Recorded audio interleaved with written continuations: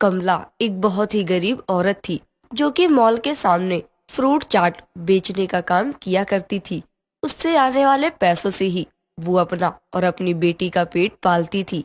साथ ही अपनी बेटी को पढ़ाई के लिए पैसे भी भेजती थी। कमला का फ्रूट चाट का स्टॉल बहुत अच्छा चलता था, जिससे वो अपनी सारी जिम्मेदारियों को अच्छे से उठा लेती थी।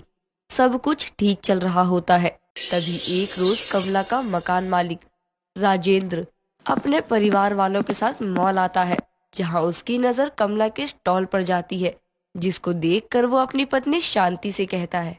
शांति, मुझे एक बात समझ में नहीं आती। कहने को तो ये गरीब फ्रूट चाट वाली है, लेकिन इसके स्टॉल के आगे लगी भीड़ को देखकर ये तो लगता ही नहीं है कि ये गरीब होगी। भीड़ के हिसाब से ना रात तक इसकी अच्छी खासी कमाई हो जाती होगी। बात तो आप सही कह रही है। वैसे भी आपने वो कहावत तो सुनी है ना कि हाथी के दांत दिखाने के कुछ और खाने के कुछ और होते हैं।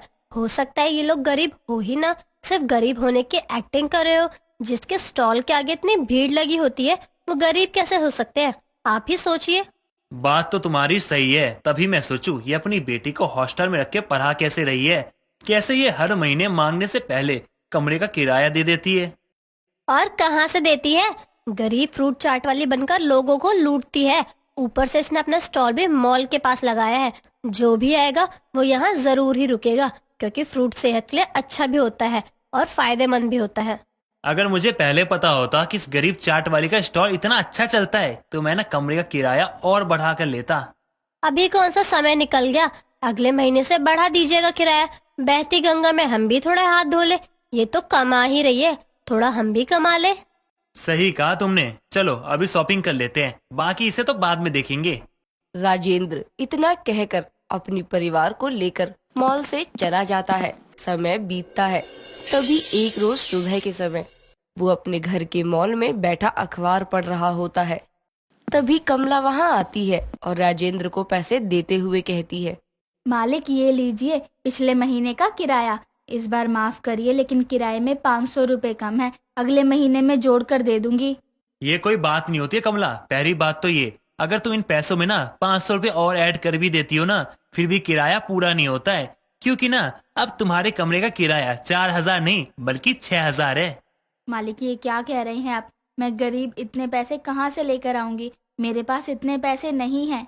ये सब कहने वाली बात है। अमीर कौन है, यहाँ सब ना अपना फायदा देखते हैं, तो मुझे भी तो देखना ही पड़ेगा ना। वैसे भी तुम्हें तो इतना समय हो गया है उस कमरे में रहते हुए, अब क्या हम अपनी मर्जी से कमरे का किराया भी नहीं बढ़ा सकते? बिल्कुल बढ़ा सकते हैं, आपका ही घर है, लेकिन हमसे तो ज्यादा ही है आपके पास। अगर आप हम गरीबों की परेशानी नहीं समझेंगे तो कौन समझेगा? देखिए, मुझे जो बोलना था मैंने बोल दिया। अगली बार ना कमरे का किराया पूरे 6000 मिलने चाहिए मुझे, क्योंकि मुझे उस कमरे का किराया मिल रहा है 6000, वरना तुम खाली कर देना। राजेंद्र की बात सुनकर कमला बहुत परेशान हो जाती है और आगे बिना कुछ बोले चुपचाप वहां से अपने कमरे में चली जाती है और जमीन पर पड़ी चटाई पर सर पकड़कर बैठ जाती है। तभी उसकी पड़ोसन रूपा वहां आती है और उसके पास जाकर कहती है। तुम्हारी हालत देखकर पता लग रहा है कि मकान मालिक ने कमरे का किराया बढ़ा दिया है ना? हाँ, लेकिन तुम्हें कैसे पता? तुम लोगों के कमरे का भी किराया बढ़ाया है क्या मालिक ने? नहीं कमला, मालिक ने सिर्फ तुम्हारे कमरे का ही किराया बढ़ाया है। अभी कुछ दिन पहले तो वो किराया लेने आए थे, तभी मैंने उन दोनों को बातें करते हुए सुना था कि उन्होंने देखा है कि तुम्हारा फ्रूट चाट का स्टॉल बहुत अच्छा चल रहा है, इसलिए उनके मन में लालच आ गया। वो सब बातें ठीक है रूपा बहन, पैसे वाले तो हमेशा से ही गरीबों का खून चूसते आ रहे हैं, आज कोई नई बात नहीं है। लेकिन ये सब अभी ही क्यों, बस 2 साल की पढ़ाई रह गई है मेरी बेटी की, उसके बाद वो खुद नौकरी करने लग जाएगी। लेकिन अभी मैं गरीब फ्रूट चाट वाली इतने पैसे कहाँ से लाऊं जो इतना महंगा कमरा ले सकूं, उसके बाद बाकी के खर्चे देख सकूं। अब मैं क्या ही बोलूं बहन, बस भगवान से प्रार्थना करती रहूंगी। मालिक से कुछ मत कहना कि मैंने तुम्हें कुछ बताया है, वरना पता चले मेरे कमरे का भी किराया बढ़ा दे। रूपा इतना कहकर वहां से चली जाती है। ऐसे ही समय बीतता है और समय के साथ गरीब फ्रूट चाट वाली की मुश्किलें और बढ़ जाती हैं, जिसके कारण वो अपने दिन के साथ रात में भी अपना फ्रूट चाट का स्टॉल लगाना शुरू कर देती है ताकि वो अपने खर्चों को पूरा कर सके। लेकिन वो कहते हैं ना कि गरीब का इम्तिहान कभी खत्म नहीं होता। ऐसे ही कुछ दिन कमला के साथ था। जैसे तैसे करके जब वो मालिक के जुल्मों से लड़ने का रास्ता निकालती है तो उसके काम पर बात आ जाती है। एक रोज रात के समय वो अपना फ्रूट चाट का स्टॉल लगाकर खड़ी होती है। तभी वहाँ एक पुलिस वाला आता है और कहता है, आपने मॉल के सामने इतनी रात में फ्रूट चाट का स्टॉल कैसे लगा लिया? आप तो सिर्फ दिन में ही लगाती है ना। और भला रात की परमिशन आपको किसने दी?